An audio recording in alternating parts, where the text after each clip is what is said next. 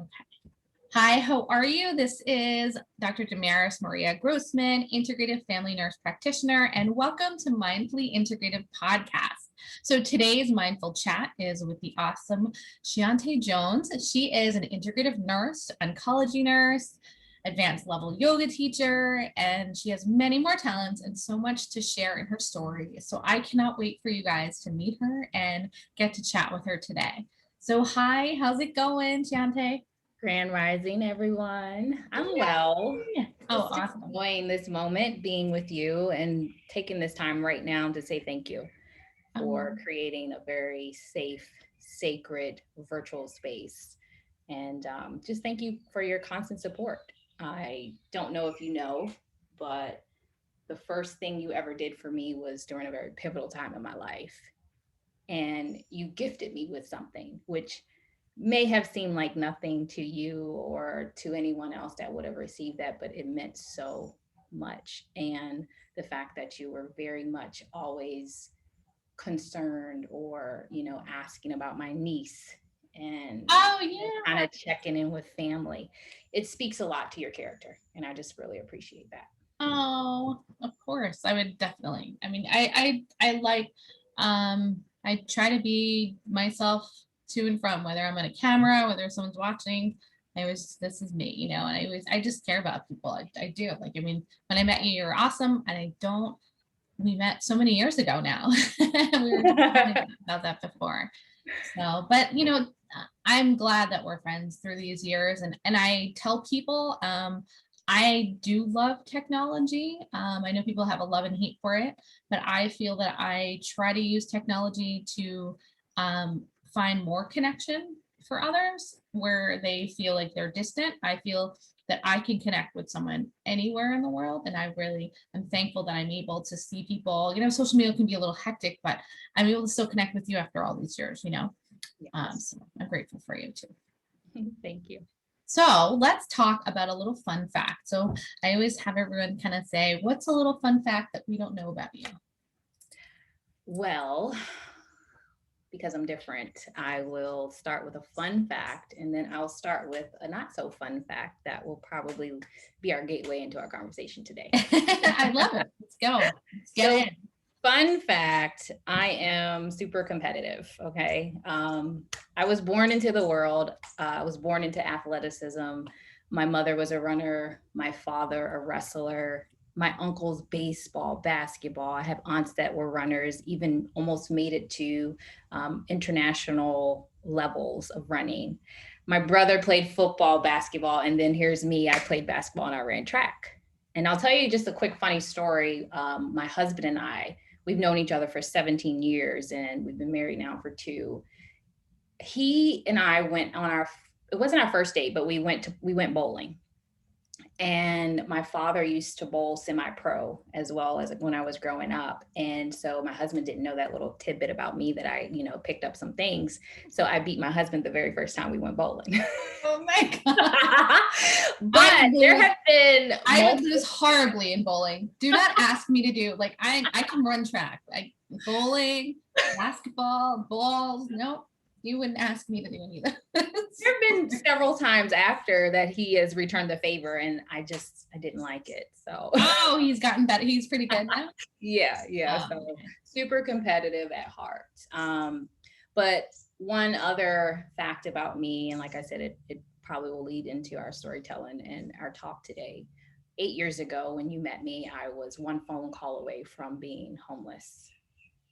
I didn't know that. You never. Well, we weren't close, but we were acquaintance close at the time. And Yeah, that's I was tough. one phone call away from sleeping in my car. That's hard. I lived in my car for when I was my service time was hard back then. But wow, what brought that on? Was it just changes, work? So I believe that one of the biggest struggles One. in my life was at the time, the lens that I was looking at it was a heartbreak. And now in my 35th solar return, I feel like now I look back at that situation where it was heart opening. It was an opportunity for me to kind of really sit with all of the emotions and the feels that came along with that. Because one thing I know with the human experience, we crave love. And when there's a break in that from someone that you may even thought you were going to spend the rest of your life with, it's hurtful, it's painful.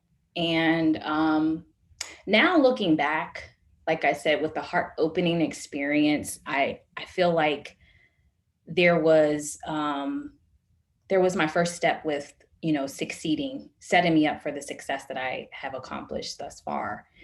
And I don't take that moment for granted because, and I went through all the emotions. Okay. Like what exactly brought you into that kind of space? Was it that you were, because were you a nurse then when you had, yes, when yes. you were a nurse? I was a nurse, and you were in a relationship at the time, like living with someone?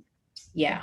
And basically the situation at hand put me in a space where I was financially challenged because there were things that were there were things that were being spent on that I didn't know about, and like it was just a whole lot of stuff going on. Mm-hmm.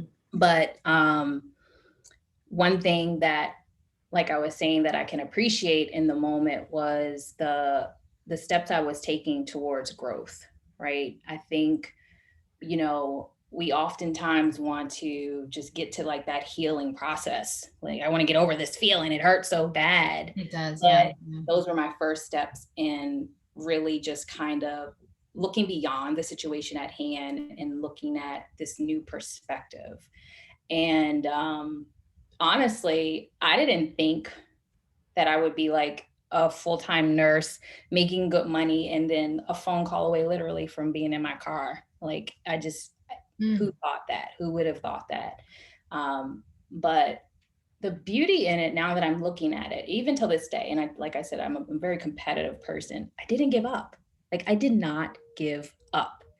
Just in your response to telling you that, you had no idea, right? Because publicly, I'm sure I presented. I don't think you really, I mean, I know you had a lot of like hardships, but I don't think you actually divulged that directly to me now. Yeah, publicly it was like, oh my God, this girl is like so amazing. But a lot of people knew, and then there were some that really just didn't know what skeletons were piled up in the closet, and so I didn't give up. And a part of me, I thought about it a few times. I'm like, oh, I could just go back home to Maryland and, just start over there. But there is a very competitive blood, sweat, and tear blood that lies within me from my ancestors, my elders, some of my divine contemporary people that were like, no, you are going to be able to grow through this, and we're going to help you grow through this. So I think it's so important to have sister friends. Yeah. Those people that, those people that like call you right when you need them the most. I definitely can relate in the sense of feeling when I moved out very early, like around 18. So and I went in the service. And I think what it is when you're on your down and your lowest points and things that happen, people want to present their best self, right? And you want to put up as much of a front initially, but the fact that you had the tenacity, the resilience, and not to give up, I tell people to this day that you got to eat the ramen noodles for as long as you got to eat the ramen noodles. Mm-hmm. You got to sleep on a couch or a yoga mat, or I mean, you've got to live as much within your means as possible. But mm-hmm. there's also other things that come, and I can only imagine how it was for you. And I'm sorry I went through it, but I think that you probably had so much learning from it. Oh yeah. And growth and the learning that came from, like I said, the sister friend that took me in. How was that? It was amazing to just, kind of be mothered. Mm-hmm. And then during that time, I was training for my first marathon. Awesome. So she was super supportive in that regard. And people at the time didn't understand, like, oh my gosh, Shionta runs like a lot. I mean, I was upwards of 125 miles a month. And a part of Wow. it was Yeah, that's like, great. it was a part of my therapy. And, running for me over the years has changed. Like I said, I ran track and field, but I was a short distance runner, hurdler, did high jump, and then I um, found Black Girls Run. And so a lot of the sister friends that I have till this day, we encouraged each other, we pushed each other, and they're like, "Oh, run 3 You miles." got me into more running. I used to run a lot and then didn't. Then I was like, I gotta go back into that. It's a part of the process, but when they got me training upwards of 20 miles, I was in a whole nother growth phase from the situation. There were days that I was starting to forget about it, like forget that it had happened to me, but very much aware that that was also part of my journey. So Mhm. yeah, it was I definitely therapy. I talk about wellness, right? And I talk about it as a whole, but you have to have, your basic needs at least Yeah, started and at least kind of met before you can think about like, oh, how can I take care of me? But I think the important part of your story is that you acknowledged your story, but you're still using physical health to mm, help get you through some of that mental health. And then you use your community to kind of get you through some of this trial as you're trying to build up your Maslow of hierarchy of needs. People know what that is, but it's basically your yeah, basic stuff.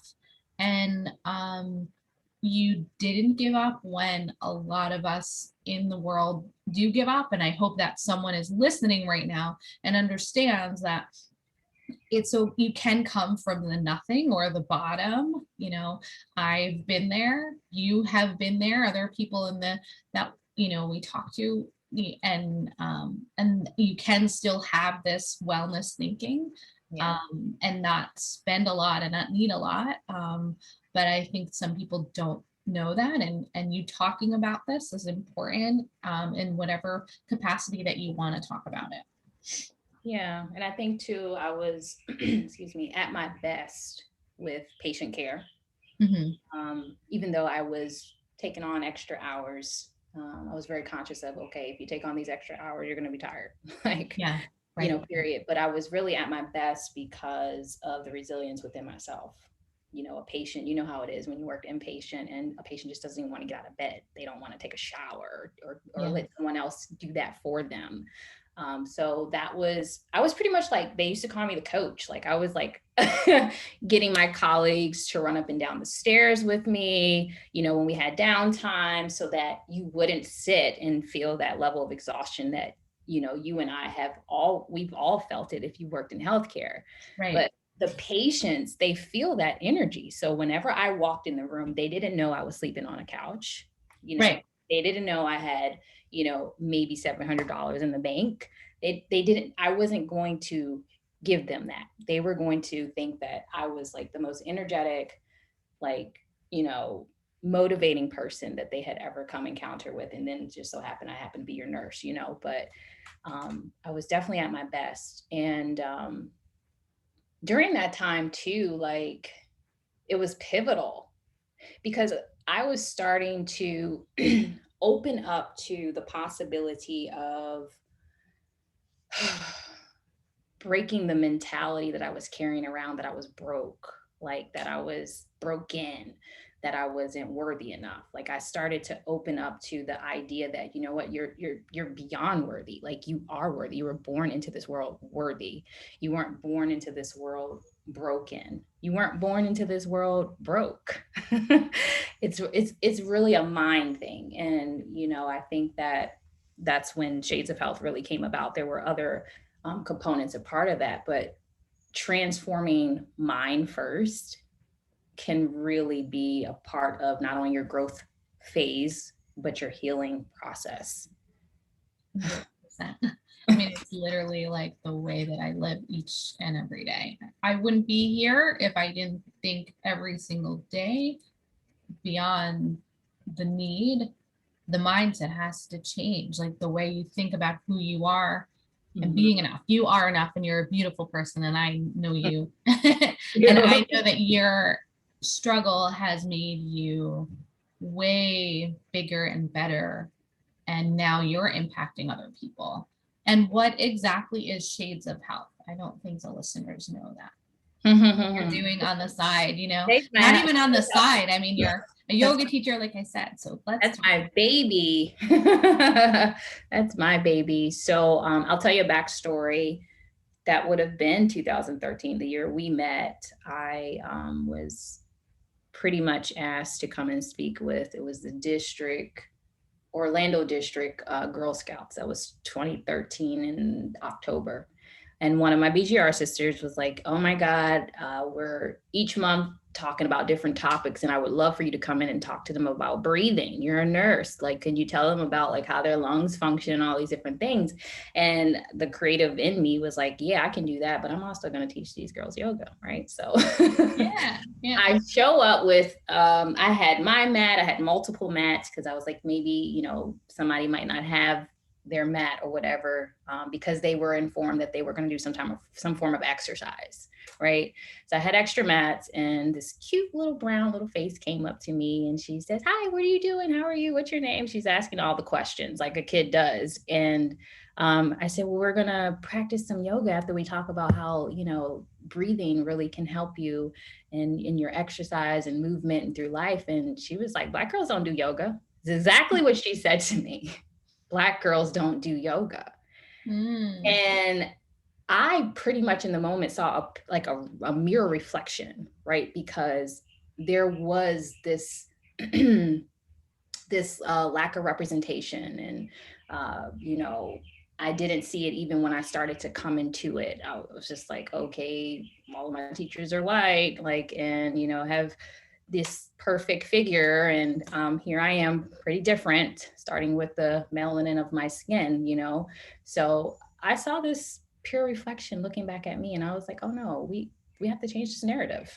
So 2013, that was December, I started from that point on, that day until December 1st, just reaching out to women online, specifically to ask what their roles were in their communities. And most of them happened to be yoga teachers, coaches, all of these different things. So including myself, I had 30 women for each day on my social media page, just posting about who they were, what type of work and how they were serving in their community, so people could know. I mean, one thing that I would always do before I traveled was look up online what Black-owned studios I could go visit. So this kind of created the wave of partnership, friendships across the board. I mean, people were starting to connect from California to New York, and because of Shades of Health, just a very simple challenge online, and that lasted for quite some time, I think over a year. And then my wheels started to turn a little bit more. Well, if you are disinterested, then you need to get certified so you can start sharing with people. So Shades of Health developed because I really want to be able to open the door and opportunity for people to transform their mind and their heart. And yoga just happened to be kind of at the forefront of that. But it's not just limited to that. As you know, with business and in life, there's evolution. And what started to come at that point was my first public speaking opportunity with Black Girls Run, and then the workshop started. And then me saying, okay, these people that are coming, they want more too. So how can I provide an opportunity financially to help them, because they're aspiring to be a teacher? I started my scholarship. And then the hosting of other teachers, which connected the fundraising and the charity piece with my niece and the MPS Society. So I guess what I want to say in this is, be patient with all that you do, because you never know what's going to evolve for you, who's going to be there for you. Just enjoy the ride, like literally ebb and flow through the ugly, the bad, the good, the great. So that's Shades of Health. in a nutshell. What is MPS too? What was that? Because I know you talked a lot about your niece. So it's the National MPS Society. Basically, it's a society that is supporting children who are being challenged with rare genetic conditions. And my niece, Sanaya, has Morquio syndrome. And there are many different types of syndromes within that can cause musculoskeletal issues, breathing, respiratory. She'll be 10 in 2 weeks, believe it or not.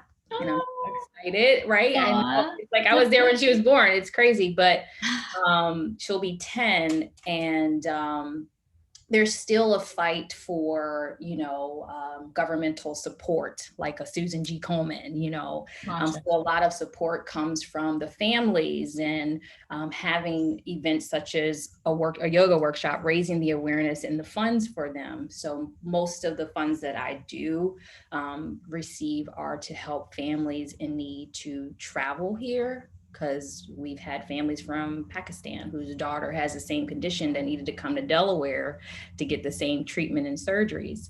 And I mean, these treatments are thousands of dollars, can be, and as you know, surgeries at the same rate. So it really is helping the family support. I haven't tapped too much into the research because the enzyme treatment is still, it's working. But my biggest concern, again, with that integrative piece is like the stress on the family, like being able to provide them with a gas card to get to and from their doctor visits, just kind of checking in to see how they're doing with that, because I know it was a struggle for my family. Just the small little parts of that, yes. And then the resources and being there. So the yoga class kind of started from that, and then you've been doing yoga classes. Are you doing yoga classes in where you are now? I will be starting Sunday, actually. Yay! But you've done classes where you live, though, haven't you? Yeah. Okay. Yeah. So we have a beautiful backyard. It's our little retreat. Oh, nice. Hey, most people have been quarantining, and I'm like, I'm retreating because we have our, it's very green. It's beautiful. So I will be having classes outside. Obviously keeping it safe with COVID-19. And you can always Zoom them too. You could always put them online. Yeah, honestly, I've done it, and I'm at a point now I want to have that human connection again. Yeah. And just, speak from an authentic space and place that speaks to who I am. Yeah. So while people will be in class and breathing and just feeling into themselves, they'll be able to see this beautiful garden and just taking all the elements of, earth and air and the water and fire and things like that. So I'm really excited about it. Oh, that sounds beautiful. I mean, you're a busy woman. I mean, you're a nurse also, and you're also going back to, become a nurse practitioner and incorporate your yoga with nursing. What made you go back? You wanted to go back to just further education, or just you felt like compelled to go back? There was a deep awakening. I'll share real quick, so I won't go over time, but you're fine. Whenever you need. No time worries. I was born 1985, 6 a.m. My mom always reminds me. And, I always tell people that when I was born into this world, my mom and my grandmother, so her mother, they were in the hospital together. And that at that point, my grandmother received her diagnosis of cancer, like the day I entered to this world, which kind of speaks to my path with oncology nursing. So I watched for the first 10 years of my life, my grandmother be sick. And, really, she pushed herself to the max to still be that matriarch of the family and take care of husband and kids and grandkids. But she was sick, and that took a toll on my mom, who was primarily her care provider, and a few of my aunts. It took a toll on them. And I just often think now, like, what if we just had a little bit more resource where we could have had some other type of therapy come into the home, because we took care of her in the home. So that was a whole nother element, she couldn't bathe herself. She couldn't feed herself. It got to that point.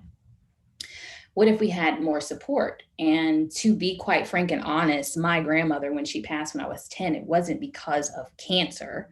Her kidneys failed her. So up until this point, I'm like, okay, you've been a hem-onc nurse for 13 years. Like, what do you want? What do you really want? And for me, the suffering has to stop.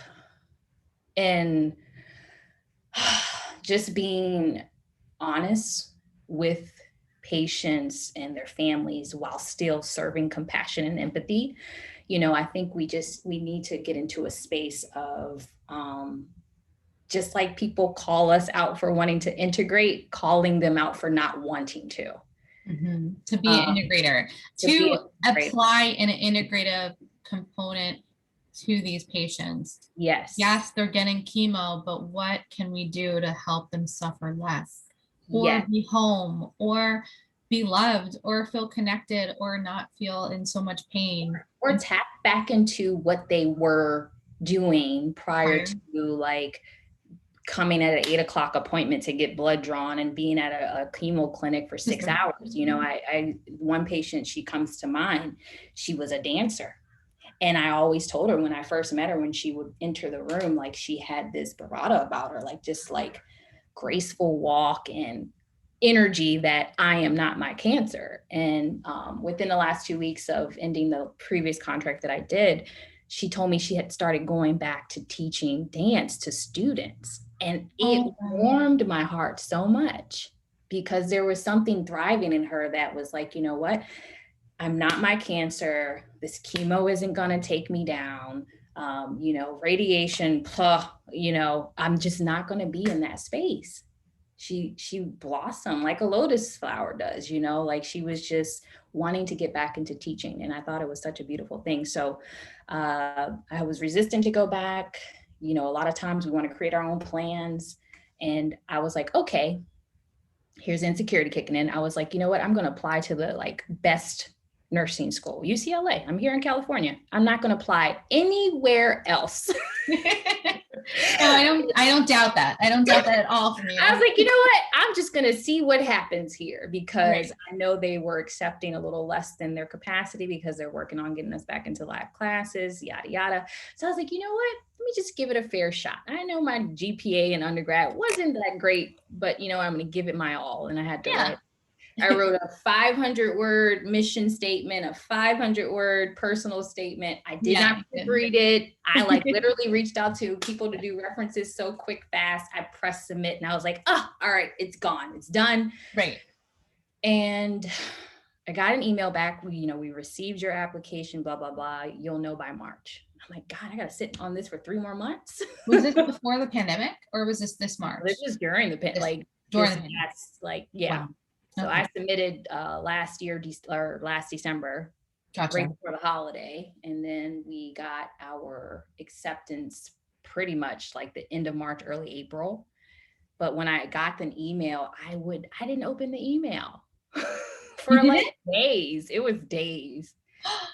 I wouldn't open it because you wouldn't open it. I thought maybe you missed it or something. Yeah, no, I wouldn't open it because I was like, all right, if I get rejected, then okay, well, this wasn't meant for me to do this at all. So you were gonna just let it go if you didn't get it? Oh my gosh, you're so funny. I'd have been like, all right, I've given you 10 more rows. I'm like, we'll do this, and then we're gonna get you to do this. And so I remember it. I was on my lunch break and I was like, screw it. I'm going to open it up on my lunch break. I'm either going to have a really good rest of the shift or I'm going to have a horrible rest of the shift. Yeah. And when I opened it, it was sweet. As the director, I could tell the message was personal. It wasn't like a general, you've been accepted. It was, the graduate division really loved your personal statement. Like they loved your mission and we would be honored to have you here. Oh, I love it. I love it. Well, you're going to just, do even more amazing things. I'm excited and God's been revealing some things to me. And I was just like, we really don't have a major for it. We don't really have a class for like integrative medicine. So we'll see. I'm just kind hence it's my life's passion. yeah, I'm kind of tiptoeing. I'm like, all right, just kind of like how I hit submit on that. I'm like, all right, you know, you don't really have to have it. I didn't have one in ours either in my program, but I mean, I was so involved in it and so dedicated to making it an important aspect of it, of health, and you know, being that it's like we call it integrated, but like whole health thought, that they let me do my research project on it. And I was able to do a few papers. And then they're like, oh, well, if you can find research here, and it kind of went with that. Oh, write an article. Like if we were talking about, you were talking about kidney failure. All right, well, tell me what you would do that would not be this medicine. What would you have done? Or this medicine plus that. So it's just, they want to know the research and the, you know, the evidence base and the, you know, the truth on it. And I think what we're trying to prove is, yes, we're educated women trying to, you know, not just women, but people trying to make a difference. And you don't have to have it like an actual, you don't have to have it like an actual, but but you never know. You could be starting one of those I know it's so many, so many visions, so many thoughts. And I think that's time. Yeah, you know, and I think to just stepping into that, like being okay, like stepping into bravery is very, it can be hard for some people, especially when you're fighting a monster. I mean, let's be real, you know, and there's a lot of resistance when it comes to the fact that I may go in a room and someone's heart rate's 150 and I do breath work with them and they come back and check on them and it's down to 80, you know. Mm-hmm. It's work that should be a little bit more I guess respected, accepted, and also taught. Yeah. I mean, and then just kind of the idea of it's not airy fairy or this is part of like the process. And I think it's there. It's just maybe, you know, in an acute element state, you still can do a lot too. So, but I think it's just you're trying to make a difference no matter what, right? And whatever you call it, integrative, whole health, or however, you're trying to change your path and do more. And you have. I mean, look how much you've accomplished through these years, and all the people that you've connected and made a difference for. And I mean, you should be so proud of how far you've come this, you know, up to the now, you know. And I am just grateful for knowing you, just, you know, and seeing you. It's cool. I feel like there's so much more that we can dive into, you know, and I want you on the show again. Is there, through like an inspiring person, I mean, you said your mom and your grandmother, but is there like an inspiring person or a quote or a book that you would like? I would have to speak on and bring some masculine energy in here, right? I think too, there's a lot of feelings of depreciation and not worthy, especially with Black men. Mm-hmm. And one in particular man that played a very big role in my life was my grandfather, my dad's father. He was a signal corps in the Army for World War II. He was 98 years old when he transitioned, healthy. When I say healthy, he was healthy. He went very easy. And he was married to my grandmother for 73 years. They had 8 children. Oh, wow. My dad was the only boy. And I had the opportunity of sitting with him before he transitioned, not in the actual transition, but not knowing this is the last time with him. And then he transitioned later that year. So the last time we met, my grandfather was heavy into the newspapers and he hated cell phones. He's like, you need to read the newspaper. But that day we were in such presence with each other. And I learned so much about him in the moment I was with him. He was that kind of guy. You learned a little as you went along, and then bam, he hits you with this wisdom. And his hands were so big. I have an image of me holding like the top of his hand in this day when this happened. But he said to me, he took his index finger and he pointed down at my leg and he's hitting I'm like, what are you doing? And he says, I need you to find like-minded people to do the work. Now, he knew I was a nursing student and he knew that I was heavily involved in more of a holistic route in life, but he really didn't know like the struggles, and I didn't share that with him, but he was just like, I need you to find the like-minded people and get the work done. So I'm like, ooh, okay, grandpa. So for me, that also plays a role in my step back into education. And I believe that there's women like you, there are other people you've had on this podcast that are on that same path, that same wavelength, where we have seen enough suffering. And I feel like the mindfulness, the integrating part of that for me starts with me and continuing my moment by moment in my thoughts, in my feelings, in my environment, through a more nurturing lens, a non-judgmental lens, a loving, a compassionate lens, in a lens of empathy. Yeah. So, and what this has helped me over time with is not only intending, but paying attention to unifying home base with my husband, my business, school, family, my friends, and the strangers that I keep coming into contact with every single day. I will cherish the conversation I had with that man, because now I know why I'm here. And the pointing in my leg, it was deliberate, and knowing what he fought for. He knew and didn't know. He knew. I can't imagine his struggles. But my grandfather had a second grade education, but somehow when he transitioned all of his children, including his grandchildren, we have land. He left us with so much wisdom and so much knowledge, generational wealth. Yeah. So for me, I can hope to tap into at least half of that. You have already. Yeah. I mean, I don't even, the wealth is a combination of things. Wealth is monetarily, but also wealth in the love and the guidance and the amount of impact and what you've done for communities and people also, like, and kind of paying that forward. Your grandfather has just, he instilled that into you to bring it, and I know that you're doing it already. You're just, it's amazing.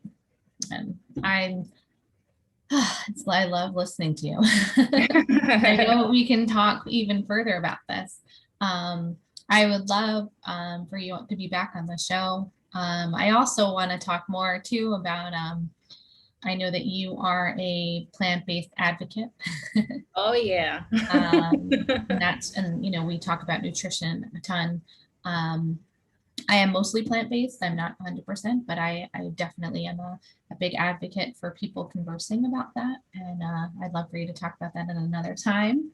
And have you, discuss more things. I think there's plenty of things. And as you grow through your time with school, that'll have ebbs and flows, but don't, as your grandfather said, be around like-minded people. When you go through those ebbs and flows, know that those struggles you're not alone. So you're going to get through those times and those tests and those this and that, because there's a long-term goal. So, and I'm just so glad you were on our show, and thank you so much, Shionta.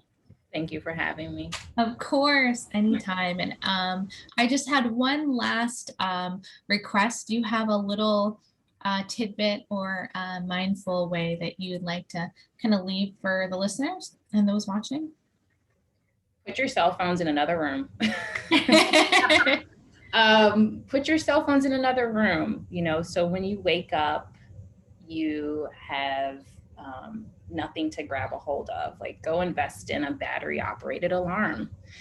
because one thing that I invest in the first 2 hours of my day, which I'm usually up pretty early. I won't say how early, but I am up pretty early before the sun rises to just invest in me.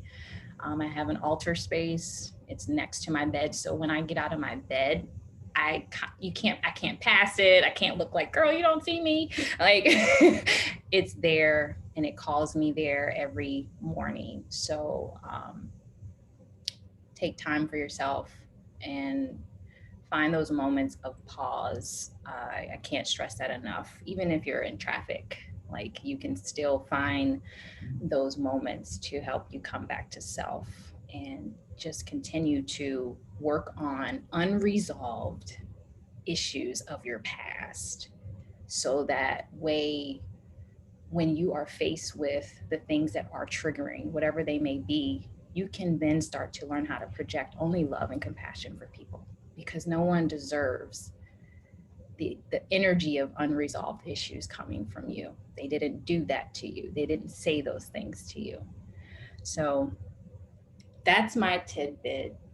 Love it. I love it. I mean, your words speak 1,000, because the more positivity that you put out, the more love is resonated. And I want more resonating of positivity and love. I want us to make more of those positive ripples, and you're part of those ripples and part of that wave.